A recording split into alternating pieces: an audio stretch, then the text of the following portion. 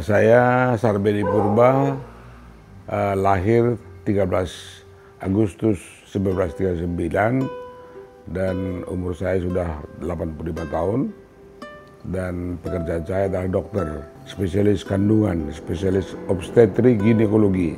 Ya, lahir saya di Pematang Raya, kami pindah ke Sondiraya sesudah saya lahir dan tinggalnya di Partayuban, itu satu daerah pinggiran dari Sondiraya. Dan sesudah merdeka kami pindah dapat rumah di Sondiraya di Kabupaten Simalungun. Saya waktu itu melamar di 3 fakultas, di Fakultas Kedokteran, Fakultas Teknik, dan Fakultas Pertanian, dan diterima semua. Jadi saya tinggal pilih untuk Fakultas Kedokteran karena nama saya dulu dibikin Sarmedi, ada hubungannya dengan obat, kan medi itu dari medicine. Itu dari obat bahasa Belanda. Nah, jadi dibikinlah saya tambah Medi dan tambahnya di depan Sar supaya terkenal. Karena bapak saya dulu tukang jual obat. Jadi itu makanya saya diberikan nama Sarmedi. Waktu saya lahir dia sudah mulai jual obat. Tapi waktu itu dia tanya pendeta apa pekerjaanku. Jadi datang pendeta itu, oh kau harus jual obat. Karena dulu misionar di sini bagi-bagi obat untuk rakyat. Jadi sekarang dia nggak kerjakan lagi itu, bagus kalau itu kau kerjakan, kira-kira begitu. Ya waktu itu ada tawaran dari gereja, dikirim ada 2 orang mahasiswa untuk belajar ke Jerman untuk memenuhi kebutuhan dokter di Rumah Sakit Bethesda Seribu Dolok. Saya dokter umum, tamat saya selesaikan dalam tempo 3,5 tahun, 7 semester. Kemudian dari situ baru saya pilih jurusan saya menjadi ahli spesialis kandungan dan kebidanan. Waktu itu saya waktu itu masih praktek, belum dokter penuh. Saya kerja di situ dan saya dipuji oleh bos saya. Dibilangnya waktu itu kan kita periksa pasien kalau sudah masuk. Besoknya dia datang periksa kembali. Nah, kemudian misalnya di sini ada benjolan atau kista. Nah, besoknya dia apa yang dia tulis, apa saya tulis, yang betul saya. Nah, jadi jadi dia bilang, wah kau yang kecil-kecil pun bisa kau teraba di dalam perut itu. Nah, jadi itu saya merasa dihargai. Mungkin saya berbakat juga sebagai ahli kebidanan dan penyakit kandungan. Waktu itu belum ada yang ke Jerman. Jadi baru pertama nih? Baru pertama yang ke Jerman saya. Jadi ya memang sedih juga ada perpisahan itu. Apalagi waktu itu belum ada komunikasi seperti sekarang, ada handphone. Telepon pun susah. Surat berarti? Susah telepon ke apa. Pernah waktu beberapa tahun di sana sudah mulai bagus telepon. Tapi waktu kita telepon dia suaranya banyak gangguan storing sehingga kadang-kadang kita nggak mengerti apa yang kita dengar. Itulah keadaan waktu itu. Dan pada waktu itu juga uang Indonesia tidak laku di luar negeri. Karena kita di sini waktu itu sedang gawat ekonominya, inflasi besar-besaran, tiap hari kurs dolar itu naik sampai satu saat tidak berlaku lagi rupiah. Waktu itu memang kita di Jerman sudah 1 bulan kita memang rindu di luar negeri, sangat rindu sekali, kita menangis terseduh-seduh. Itu umur berapa pas lagi di Jerman? Saya umur 25 saya berangkat ke Jerman. Naik pesawat, waktu itu kami lah yang pertama naik pesawat yang diutus ke Jerman. Sebelumnya direncanakan naik kapal. Jadi waktu itu berubahlah keadaan. Lebih murah dan lebih simpel naik kapal pesawat. Jadi kami dibilang kamu harus naik pesawat, tidak boleh lagi naik kapal. Ya makanan kita menyesuaikan diri lah. Kalau kita masih muda kita lebih cepat bisa menyesuaikan diri. Ya semua harus kita pelajari. Bagaimana mereka makan, bagaimana mereka pergi toilet. Ada orang mengajari kami juga bagaimana jangan sampai kotor kita tinggalkan, harus bersih, dan digosok. Sesudah kita pakai WC, jadi tidak bisa kita biarkan WC tanpa bersih seperti yang kita temukan waktu kita masuk WC. Ya tentu ada juga yang rasis, tapi pada umumnya karena kita di kalangan mahasiswa itu ya lebih sedikit lah rasismenya. Di seluruh waktu di Jerman 11 tahun saya di Jerman.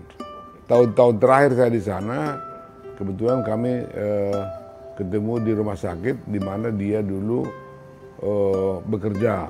Dia sudah pergi waktu saya masuk. Jadi dia pergi, kemudian pada bulan berikutnya saya masuk dan dia datang kembali diundang oleh temannya yang juga di rumah sakit itu pada bagian yang sama. Nah, nanti di situ kami berkenalan karena waktu itu ada apa yang dinamakan mencicipi anggur. Di situ kami berkenalan. Ya memang waktu itu kalau saya bertekad sebetulnya harus pulang karena saya merasa berhutang kepada gereja yang mengutus saya. Jadi waktu itu pernah saya tawarkan supaya saya pulang, tapi waktu itu dibilang tidak dibutuhkan spesialis. Rumah sakit Bethesda itu sudah berubah menjadi apa yang disebutkan Community Health Center. Jadi dia pada satu rumah sakit atau pusat kesehatan masyarakat yang melayani langsung ke desa-desa. Jadi dia tidak menunggu di rumah sakit, tapi dia menjemput bola ke desa-desa sekitarnya tiap hari turun ke desa untuk melayani masyarakat, pemeriksaan dan bagi susu dan sebagainya untuk gizi daripada terutama anak-anak. Itu program pemerintah atau enggak? Itu program dari rumah sakit itu sendiri dibantu oleh Amerika. Ya itu dulu juga ada pemerintah yang bikin bagi-bagi susu. Kami pun itu dapat susu dari luar negeri juga kami dapat itu susu itu program gizi. Jadi ya sama dengan sekarang lah dibikin program nasional untuk gizi sehat, ya mudah-mudahan lah kreasi yang baru ini juga dapat menolong masyarakat untuk mengapaginya. Sebetulnya gizi itu bergantung kepada pendapatan, lebih bagus sebetulnya pendapatan masyarakat ditingkatkan sehingga dia bisa mendapat gizi yang baik. Kalau tidak juga kan ya percuma juga kan. Nah, saya sebagai direktur rumah sakit itu diangkat. Dan saya di sana bertugas sebagai dokter, tapi untuk dokter segala penyakit harus saya tangani karena tidak ada dokter lain. Jadi waktu itu juga saya harus menjalani adaptasi di Medan di rumah sakit di Fakultas Kedokteran Universitas Sumatera Utara selama 7 bulan, baru saya dapat izin praktek di Seribu Dorok. Tapi sebelumnya juga saya sudah praktek, sesudah saya permisi kepada Kepala Dinas Kesehatan di Kabupaten Simalungun. Di sanalah saya bekerja selama 5 tahun. Jadi ada tindakan operasi, ada tindakan juga pasien umum, pasien macam-macam lah yang tidak bisa. Enggak kandungan saja. Istri saya dan saya sendiri aja dokter di sana. Hanya berdua aja. Ada dokter puskesmas juga kami suruh kadang-kadang membantu kalau kami tidak ada, tapi pada umumnya kami sendiri yang melayani di sana. Ya, itu benar sekali. Terutama untuk anak-anak, anak saya si Kristina katakan, kenapa pakaian orang ini semua kotor mak katanya. Ya mereka nggak ada duit untuk bikin tetap bersih pakaiannya katanya. Waktu itu dia sudah berumur 3 tahun lah, 4 tahun ya. Jadi itu begitulah kami bawa juga anak-anak kadang-kadang ke desa dalam kunjungan desa. Nah sesudah di Bethesda selama 5 tahun baru kami pindah ke Pematang Siantar. Di Rumah Sakit Katolik di Pematang Siantar, Rumah Sakit Harapan. Jadi di sana saya selama 3 tahun, dan waktu itulah saya berpikir untuk membangun rumah sakit. Jadi di situ tahun 1983 jadilah rumah sakit itu yang kami sebut Rumah Sakit Vita Insani di Jalan Merdeka, Pematang Siantar. Nah, tapi dari segi ini pun, ya aku penasaran aja ya. Dulu di Jerman, sebagai dokter, ya secara fasilitas, alat, gaji dibandingkan di $1.000 di Indonesia ini itu ada beda jauh nggak? Ya tentu beda jauh. Kita lengkapi alat-alatnya yang sedapat mungkin supaya bisa kita bekerja. Tapi prinsipnya sebetulnya waktu itu kita harus bisa beradaptasi dengan alat yang sangat sederhana. Malah waktu itu kita mempergunakan satu metode atau sistem di mana kita suruh juga rakyat itu dididik untuk bisa memberikan pertolongan pertama kalau sakit. Misalnya kalau obat panas, demam dia, ini kasih obatnya. Kalau misalnya mencret, ini kasih obatnya. Kalau misalnya misalnya dia menggigil, itu apa? Ya, dikasih obatnya. Dan kalau di dalam tempo 2 hari atau 3 hari tidak baik, dia harus kirim ke rumah sakit kami. Bethesda. Jadi sudah ada caranya semua, sehingga rujukan pasien itu juga dari desa ke kota itu bisa lebih cepat, tidak terlantar dia. Jadi itu namanya dulu promotor kesehatan desa namanya, kami didik. Ya waktu itu tujuan utama sebetulnya supaya ada rumah sakit yang lebih bagus kualitasnya, yang kira-kira menuju kualitas yang internasional. Itu sebetulnya tujuan pertama. Dan waktu itu kan rumah sakit Indonesia hanya rumah sakit pemerintah dan rumah sakit yayasan oleh agama, misalnya Islam, Kristen, ada juga Buddha. Nah, jadi dari Jerman saya sudah persiapkan untuk bangun rumah sakit. Saya sudah panggil arsitek, bikin gambarnya, dan mau bangun di Jakarta. Jadi arsiteknya dari Jerman? Ya, itu ada sebetulnya arsitek yang pernah bekerja di Siantar, di STM HKBP, dan saya suruh dia bikin gambar.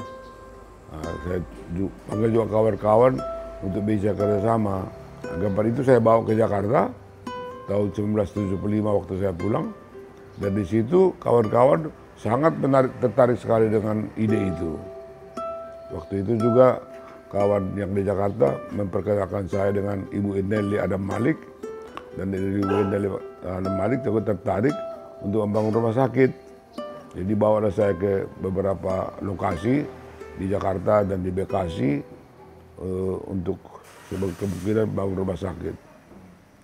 Dan sampai sekarang baru kita sadar bahwa itulah rumah sakit pertama yang didirikan oleh masyarakat pemodal. Sebagai perusahaan dia dibuat. Sebelumnya belum ada. Jadi yang Jakarta itu semua rumah sakit yang non pemerintah dan non agama atau non yayasan, tidak ada yang sebelum 1983 dibangun. Misalnya MMC itu 1 tahun itu di belakang saya. Jadi inilah rumah sakit pertama yang saya tahu sebagai rumah sakit pemodal yang disebutkan juga industri kesehatan. Prosesnya cukup lama juga, 2-3 tahun ada itu. Saya juga mengajak banyak teman-teman, ada yang menolak, ada yang mau. Waktu itu hanya 5 orang kami yang bertekad mendirikan rumah sakit itu, yaitu Frank Jingga, Marasi Sibarani, Podentino Girsang, dan Poltak Naiboru, dan saya sendiri. Jadi kamilah yang mendirikan rumah sakit itu, dan kemudian banyak juga kawan-kawan yang masuk jadi pemodal, sehingga ramai waktu itu. Tapi mereka kan hanya investor biasa aja, kami yang mengelola 5 orang. Besarlah kami pun nggak punya duit, harus pinjam kredit ke apa. Waktu itu adalah kredit namanya kredit modal kerja, KMKB namanya. Jadi ada untuk modal dan modal kerja, modal investasi dan modal kerja. Masing-masing 5 juta, jadi 10 juta lah kita bisa dapat modal tiap orang. Jadi 50 juta total. 50 juta itulah. Itu 50 juta bisa bangun rumah sakit. Waktu itu masih kurs dolar waktu itu masih 2.300. Kami bangunlah dulu, kami beli itu dulu ada 5 ruko. Dan di belakang juga ada tuh 4 ruko, kemudian di belakang juga ada 4 ruko yang menghadap ke gang.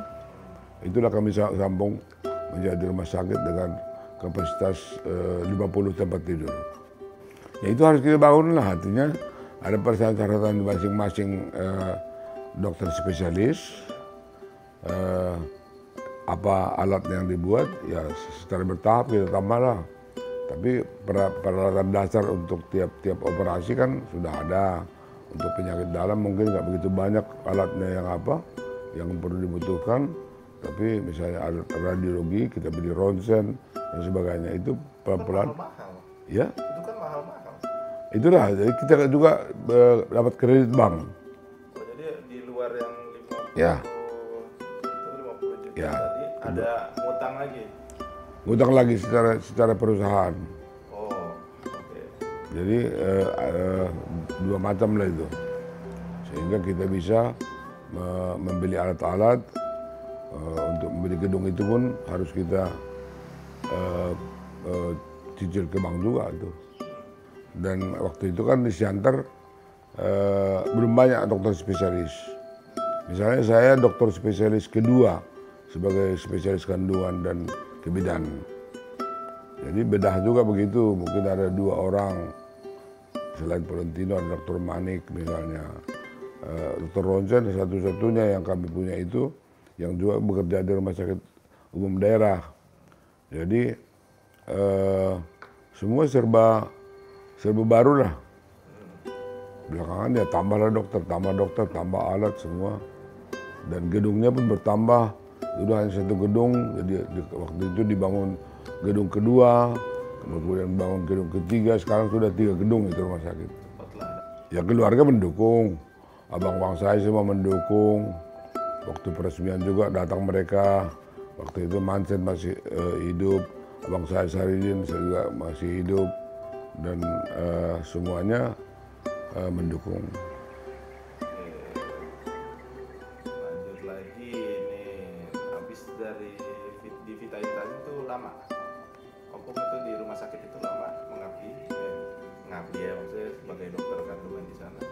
Ya, saya mengabdi rumah sakit itu sampai 5 tahun yang lalu. Jadi 5 tahun ini saya nggak praktek lagi, hanya bekerja sebagai direktur utama dari PT yang memiliki rumah sakit itu. Sampai sekarang itu yang kita ingat selalu, walaupun orangnya tidak kita kenal, datang menyapa kita bahwa dia dulu saya operasi dan sebagainya, itu sering terjadi. Ada lagi yang misalnya saya operasi, kemudian anaknya sudah besar dan kawin, berkeluarga, dan saya lagi mengoperasi. Itu pun ada. Itulah ciri daripada dokter yang sudah tua. Jadi dari 2 generasi bisa kita layani sebagai dokter. Menciptakan pelayanan atau jaminan kesehatan yang menyeluruh seluruh masyarakat Indonesia. Jadi itu kan di Jerman itu sudah lama itu, mulai awal abad ke-20. Jadi sudah 120 tahun kan. Jadi itu sudah berjalan bagus, dan saya menceritakan supaya ada sistem begitu sehingga orang bisa menikmati pelayanan kesehatan tanpa harus menjadi miskin atau semua keluar duit yang banyak. Nah, lantas itulah yang kami buat, dan pada rumah sakit di Bethesda itu sudah kami buat apa yang disebut dana sehat. Jadi mereka punya iuran, dan itu dikumpulkan untuk beli obat. Dan kalau banyak uangnya itu juga bisa dibuat untuk dipinjamkan kepada orang misalnya pesta kawin. Jadi banyak aspeknya yang lain. Nah, jadi itulah asuransi kesehatan yang pertama yang kami buat. Palinglah yang saya suka selalu jalan-jalan, untuk jalan-jalan turisme itu saya suka. Saya ingin melihat macam-macam di seluruh dunia. Waktu saya di Jerman juga banyak yang kami lihat, yang saya lihat sendiri atau dengan keluarga lihat di seluruh Eropa. Waktu saya di Indonesia juga saya pergi ke Amerika, ke Jepang, ke Korea, ke Taiwan, ke Thailand, sampai Kamboja. Itu kami jalani semua. Ya. Kalau ke itu udah belum? Antartika melihat aurora. Ah, itu belum, aurora belum. Kapan? Ya mana tahu ya, bagus juga itu. Kayak apa itu daerah di Iceland. Itu kabarnya sangat menarik sekali. Ya pesan saya sebetulnya supaya anak muda itu lebih kreatif lah untuk mengabdi kepada masyarakat. Tentu dasarnya itu selalu ada pendidikan juga, pendidikan tinggi. Tapi tanpa pendidikan tinggi juga ada orang yang berhasil. Jadi sebetulnya harus ada keberanian untuk membuat suatu usaha pembaruan supaya bisa ada fasilitas yang lebih bagus di Indonesia ini. Jadi kembali kepada cita-cita itu, kalau landasan tekad kita dari budaya kita dari rumah diajari, itu untuk maju ke depan. Itu sebetulnya suatu fondasi untuk bisa mereka juga berhasil. Sebab kan Indonesia ini tidak berhasil tanpa SDM yang handal. Kalau sudah banyak orang pintar, ya 80% sudah bagus semua sekolahnya, itulah yang membuat kemajuan Indonesia. Tanpa pendidikan nggak mungkin. Kalau hanya beberapa orang yang pintar, yang lain semua tidak bisa bekerja, itu menjadi beban masyarakat, menjadi beban negara, sehingga tidak mungkin maju. Jepang itu maju karena di sana semua orang pendidikan. Di Amerika juga begitu, di Jerman juga begitu. Itu harus merupakan fondasi atau syarat utama untuk bisa menjadi negara maju. Kalau menurut saya terlambat kita membuat program kesehatan untuk jaminan kesehatan. Itu baru 10 tahun. Kalau misalnya kita mulai 30 tahun yang lalu, itu beda. Atau 20 tahun yang lalu pun sudah beda. Tapi banyak kita kadang-kadang karena situasi politik, semua terlambat. Nah, kalau pribadi saya sebetulnya saya nggak ada penyesalan terhadap apa yang saya mampu saya laksanakan. Kekecewaan sebetulnya hampir tidak ada yang saya alami dalam hidup. Kekecewaan hanya mungkin karena saya hanya membangun satu rumah sakit. Kalau sebetulnya saya ide seperti kawan-kawan yang sekarang, yang sudah 30 rumah sakitnya, dari 1 jadi 30, ide itu sebetulnya yang saya sesalkan. Kenapa tidak saya bangun 2, kemudian 3, kemudian 4, kalau boleh 10 rumah sakit. Itu yang saya sesalkan. Waktu itu memang pengetahuan saya terbatas. Ada pernah kawan yang menegur, kenapa kau bikin satu rumah sakit aja, kenapa kau dikembangkan. Nah, tapi waktu itu baru saya terbuka mata saya, dan waktu itu sudah agak terlambat. Ya untuk anak-anak, saya sudah senang sekali mereka sudah ada yang bisa maju dalam pekerjaan mereka, termasuk ada yang bikin bisnis juga, dan pekerjaan mereka berhasil. Dari 2 putri saya yang satu di Dubai, Christina dan Gideon, dan kemudian di Jakarta ada Regina Tatiana dan mertua Tambunan. Mereka sudah sekarang sukses sebetulnya dalam hidup mereka, dan mudah-mudahan mereka bisa menikmati hidup juga sampai di hari tua, dan bisa juga lebih pasti lebih berhasil dari saya sendiri, lebih hebat dari saya. Karena kalau sama seperti saya saja tentu itu bukan keberhasilan yang bagus kan. Ya. Terima kasih banyak ya Om. Ya sama-sama. Terima kasih banyak juga.